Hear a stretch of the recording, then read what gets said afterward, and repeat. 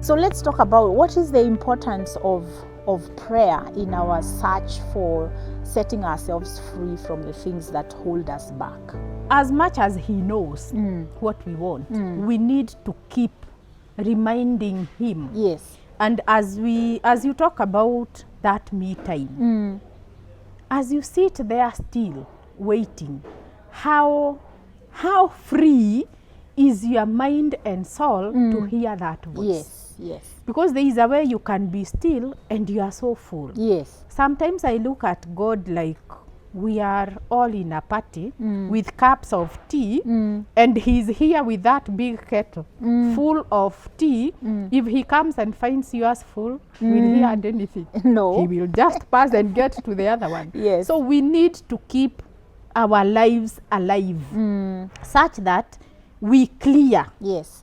We don't have to have yesterday today. We built today on yesterday. So Yes. live yesterday. Yes. So that God will have space to put what is yours for today, today. and find that space. Yes. So can you imagine today is Wednesday. Your cup is still at Sunday. Yeah. So where will he start? Exactly. And he has given you the authority over Yes. all these things. Yes. And the wisdom. Yes. Because he created us and told us, you go conquer the world. Yes. Why is it the world today is conquering us? We are not having that me time. Yes. And this me time doesn't require a week. You're right. One quality hour Yes. is enough. Is enough. Yes. Yeah. In fact, if we can carve out, like 30 minutes in the morning before we start our day, and again during the middle of the day, we are checking in what's going on with me, how am I feeling, what has happened since morning, and then in the evening again we do that recap of the day and how did it go, how am I feeling. I think we do what the computer continually is doing, is debugging or emptying the junk, and that is very important, because once we empty it, then we can be able to refocus and we can be able to focus on what is going on. When I think about again Jabez, there are a couple of points that I would like for us to share with our viewers. Number one, your character does not depend on the circumstances upon which you found yourself. Can I repeat that? Our character does not depend on the circumstances we found ourselves in, because number one, they say that Jabez was more honorable than his brothers. So he, even though he was born in pain, his character came out as honorable. When we think about Caleb with the children of Israel going into the promised land, again, he was a man, the Bible says he had a different spirit. And so our viewers, they need to understand, you've got to have a different you that lives within you, but also causes you to move into the spaces where your life is going to have fulfillment and contentment. And you don't focus on the circumstances upon which you grew up. It's time to let it go, isn't it? Yes. So that we can be able to say, yeah, that happened to me, but this is who I am. You grew up in a home where they do, certain practices which are not right, but you chose to but be I think, different. Grace, the greatest barrier, that, there is no one who does not recognize that they are in a stuck space. But then the courage to change, having moved from day one to my 45 years today, I am so comfortable with that, as much as I am going through problems. Now, I am used to my past. I have survived this far. So what is it? The anxiety that I am moving from what I know to the unknown. So where do I start? And I think we need to be so much self-aware. And I'm so passionate about our way of becoming. Which block was set on which? When, by who? What has it affected on me? How do I feel about it? Because now we need to understand, as much as I am this person, how am I empowered in terms of discomfort tolerance? Yeah, yes. Because change is very uncomfortable. So if my discomfort tolerance is low, I will know I need to jump over that hurdle. But then what will I find next? Next, yeah. Am I empowered enough to move from there? Yeah, I think that is where now we get stuck. Exactly, exactly. And I was thinking the other day, I think it was yesterday, that I was saying that one of the reasons why we keep holding on to bitterness and negative emotions is because we are afraid that we will lose something. Yes. And we don't want to deal with the loss.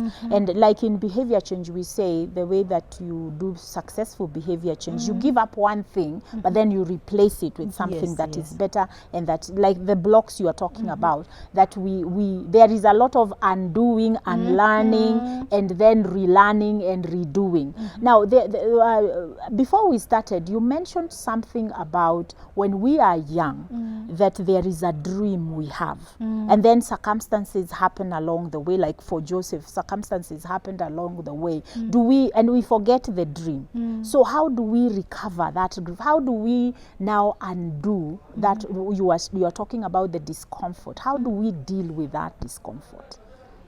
Now, for this discomfort, there is, at some point I said, there is that push. There is no single time that dream will be lost. And it will always look for a chimney to come out. So who is suffering when this dream is trying to find its way? It is you. Yes. Which means now this anxiety creeps in, the discomfort, everything now comes to you almost at the same time. But now, as we are saying, the basis is self-awareness. Yes. This is who I am. I am from here. I am here because of this. Yeah. So now, what do I need to unlearn? What do I need to stop completely? Yes. And what do I need to pick to move forward? Yes. Again, identify what is this dream? The one dream, because no one has to. Each has their own. Yes. Which is it? And once it gets in you and you're able to grab it and move forward, the freedom is so much. Yes. And it is worth the struggle. Right. Yeah. Right. So there is a need to hold on to the dream. And do you also encourage people you work with to write down their dreams? For me, writing is not so much in me, but I talk a lot. Yes. Even when I'm alone, I talk to myself a lot. And sometimes I also don't understand myself. Yes. Because I am too talkative, yes, but I love my me time. Yes, yes. I enjoy being alone, but up to some time. Yes.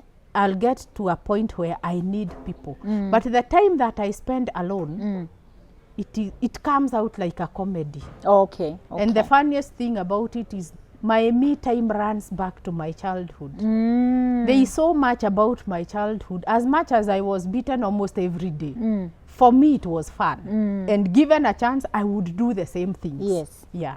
Is that because of your personality, your traits?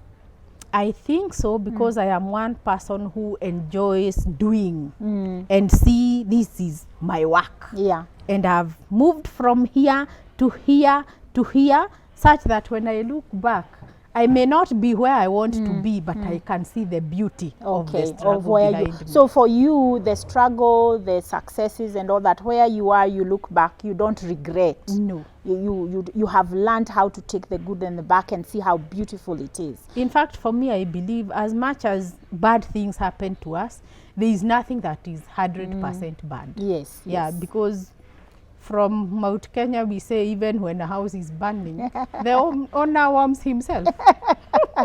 Exactly. Yeah. And that's one of my with my hashtag Live by Design. One of my things there is for every difficult situation that you are going through, always look for the opportunity. What is the opportunity here? Even in as bad a situation as where there has been infidelity in a relationship, there is always an opportunity, because one of the opportunities that would be there is probably the couple realizing they had entered into a rut. And now this has awakened, hey, we need to do something about our relationship. We need to make it more content, with more contentment or more satisfying to each of us. What is it? What was it that we stopped doing?